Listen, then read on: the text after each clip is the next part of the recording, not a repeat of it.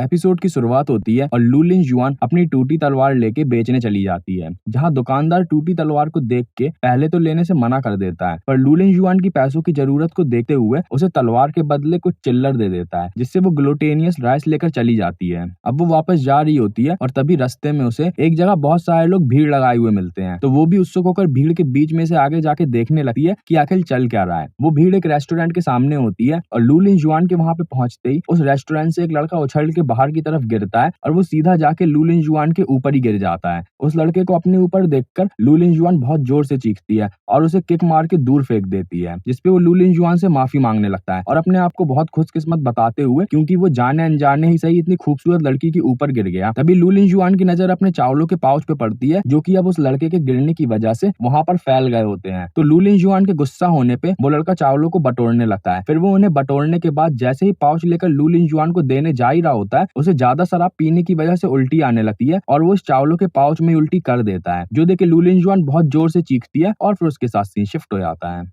फिर हमें black white इम्पेरेंस दिखाए जाते हैं, जहाँ ही वू चैंग सोल्जर्स पे गुस्सा निकाल रहा होता है, क्योंकि वो सोल्जर्स बहुत सारे थे और पूरी की पूरी यूजाओ सिटी में फैले हुए थे और वो दो बच्चों को ढूंढ रहे थे। इतना छोटा सा काम था और उसके बाद भी उन लोगों को सफलता हाथ नहीं लगी। तो जुआनलिंग ही वू चैंग के गुस्से को शांत करने लगती है, उसे ये याद दिलाते हुए कि फालतू की चिंता करने की कोई जरूरत नहीं है, क्योंकि ढूंढने के कामों में देर तो लगती ही है। और दो बच्चे, जिनमें से एक मार्शल आर्ट्स में बेकार और एक जानलेवा जहर से घायल, आखिर कहाँ पे गए होंगे? कुछ देर में वो दोनों खुद ही बाहर की तरफ आ जाएंगे। तो ही वू चैंग जुआनलिन को अपनी चिंता कारण बताता है, जो कि फैंटम साउंड वर्कशॉप और टोंग बैंक पेवेलियन होते हैं, क्योंकि जितना ज्यादा मामला खिंचता उससे ब्लैक व्हाइट इम्पेरेंस का नाम तो खराब होता ही, पर अगर उन्हें पता चलता तो वो लोग ब्लैक व्हाइट इम्पेरेंस के काम में टांग भी अड़ाने लगते हैं। तभी ही वू चैंग अपने बचे एक सोल्जर को कल का टाइम देते हुए उसे वापस यूजाओ सिटी में जाके वहां दोनों बच्चों का पता लगाने को बोलता है। तभी उन्हें एक और सोल्जर ये खबर आके देता है कि हेल किंग वहां पर पहुंच गए हैं, जो सुनकर ब्लैक व्हाइट इम्पेरेंस बहुत ही ज्यादा घबरा जाते हैं और उस सोल्जर के इतना खबर देने के साथ ही सीधा हेल किंग बिजली की रफ्तार से अंदर ही आकर खड़ा हो जाता है, जिसके सामने दोनों बहन भाई खुद ब खुद सर झुकाकर उसका सम्मान करने लगते हैं। फिर वो दोनों अपने देरी से उसका सम्मान करने के लिए उससे माफी मांगते हैं। हेल किंग उनसे ड्रैगन स्प्रिंग स्वॉर्ड के बारे में पूछता है, जिसपे ही वू चैंग उसे बताता है कि अंकल यांग के दो शिष्यों के पास वो स्वॉर्ड है और दोनों ही अभी यूजाओ सिटी में है। ये खबर सुनकर हेल किंग ही वू चैंग की उसकी अभी तक दोनों शिष्यों को ना पकड़ पाने की नाकामयाबी के लिए उसे कोसने लगता है, जिसपे जुआनलिंग हेल किंग को मक्खन लगाने की कोशिश करती है, ये समझाते हुए कि दोनों शिष्यों को भले ही वो लोग थोड़ी देरी से सही पर पकड़ लेंगे। इतना कहने के साथ ही हेल किंग जुआनलिन को गले से पकड़कर जमीन में जोर से पटक देता है। फिर गुस्सा करते हुए उनकी गलतियां उन्हें याद दिलाता है कि उनने पहले तो फायर गैनोडर्मा खो दिया, फिर अंकल यांग और इसके शिष्यों का कोई अभी तक अता पता नहीं है और इतने सारे सोल्जर्स भी उन लोगों ने मरवा डाले और फिर भी अभी वो चापलूसी कर रही है। फिर हेल किंग उन्हें जुआंगमिंग सेक्ट से मिले ऑर्डर्स के बारे में बताता है कि इस बार अगर उनका मिशन फेल हुआ तो दोनों ब्लैक व्हाइट इम्पेरेंस को मार दिया जाएगा। ये सुनकर ही वू चैंग हेल किंग से बच्चों को पकड़ कर लाने का और खुद को साबित करने का एक और मौका मांगता है, जिसपे हेल किंग जुआनलिंग को छोड़कर पीछे फेंक देता है और जुआनलिंग मजबूरी में उसका शुक्रिया करती है।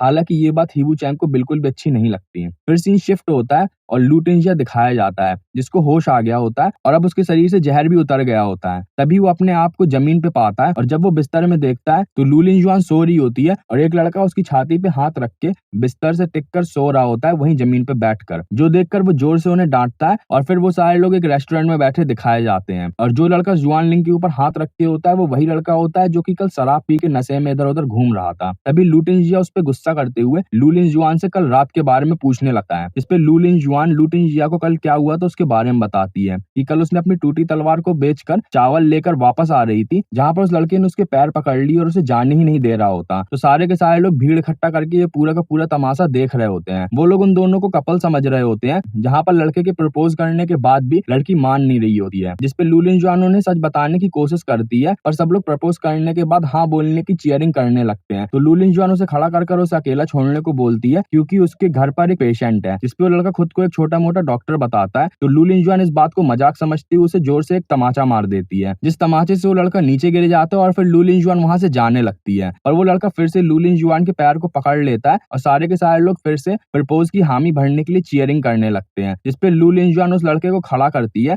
और फिर जोर से उसके पीछे किक मारती है जिससे वो दूर जाके गिरता है। फिर लू टिंजिया दिखाया जाता है जो कि लू लिंजुआन से पूछता है कि वो सब तो ठीक है पर आखिर ये यहाँ पे आया कैसे। तो लू लिंजुआन उसे कल रात का बताती है जब वो वापस आ रही थी तब अचानक से वो लड़का पीछे से आ गया, उसका पीछा करते हुए उनके रुकने की जगह पर पहुंच गया और लू लिंजुआन को नस में मार के उसे टेम्पररी रूप से पैरालाइज कर दिया। फिर उसे गोद में उठाकर घर में ले गया जहाँ लू टिंजिया को बिस्तर में देखकर उसे नीचे फेंक दिया और लू लिंजुआन को वहां पर लिटा दिया। फिर वो लू टिंजिया का हाथ देखकर समझ गया कि उसे कॉर्प्स पॉइजन से मारा गया है, तो उसने रात भर बैठकर उसका इलाज किया और फिर खुद बिस्तर में आके लेटने लगा। पर वो इतना ज्यादा नशे में था कि वो नीचे गिर गया और सो गया और बिस्तर तक पहुंचने की उसने नाकामयाब कोशिश करी जिसपे उसका सिर्फ हाथ ही ऊपर तक पहुंच पाया, वो भी लू लिंजुआन की छाती पे। जिसपे ये बात सुनकर दोनों लोग लू लिंजुआन का मजाक बनाने लगते हैं। तो लू लिंजुआन गुस्से में आकर उन दोनों को एक एक तमाचा मार देती है। फिर दोनों लोग उस लड़के से उसके बारे में पूछते हैं तो वो लड़का अपना नाम ज़ांग ज़िफान बताता है और वो एक अच्छी फैमिली से है, पर चूंकि वो मार्शल आर्ट्स में इतना ज्यादा अच्छा नहीं है तो उसकी फैमिली में उसकी ज्यादा चलती नहीं है। तो लू टिंजिया उससे उसके पीने के बारे में पूछता है तो ज़ांग ज़िफान उसे जवाब देता है कि उसने पहली बारी चावल की शराब पी थी इसीलिए उसने बहुत ज्यादा पी ली और उसमें भी ये सब इसलिए हो गया क्योंकि वो अपनी फैमिली से छुपा कर पी रहा था और उसके पास पैसे नहीं बचे थे। तो रेस्टोरेंट के ओनर ने उसे बाहर की तरफ फेंक दिया। तभी वहां पर वही दुकानदार आता है जिसे लू लिंजुआन ने तलवार बेची थी और फिर वो लू लिंजुआन की तलवार का कवर उसके सामने लाके रख देता है और उसे बताता है कि उसके मास्टर ने लू लिंजुआन और लू टिंजिया दोनों से गांव के बाहर ब्रिज पे मिलने को बोला है। इसके बाद वो दोनों जैसे ही उससे कुछ और पूछ पाते